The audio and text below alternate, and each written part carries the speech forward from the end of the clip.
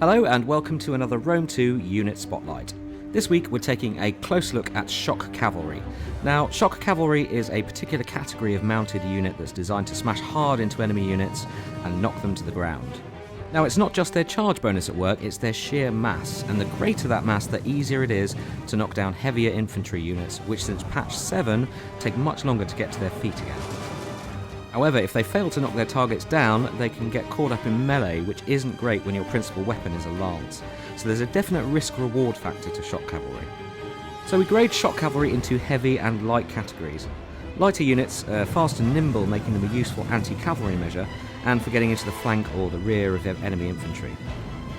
It's also worth bearing in mind that even if you charge an enemy in the rear, the fewer the ranks the unit has, the easier it'll be to disengage your Shock Cavalry afterwards.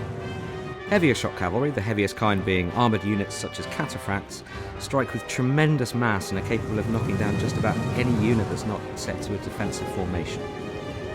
These units tend to be very expensive though, so again, it's important not to let them get caught up in extended melee after the charge.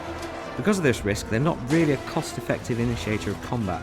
Often you'll want to soften the target up with slingers or arrows beforehand. Also, do bear in mind that Shock Cavalry needs space to operate, so it's unwise to charge multiple units into the enemy at the same time. One ability that most Shock Cavalry units share is Trample, but don't spam it freely as this will tire them out pretty quickly. If your charge is likely to knock out a unit anyway, such as hitting skirmishers in the rear, then save it for another occasion.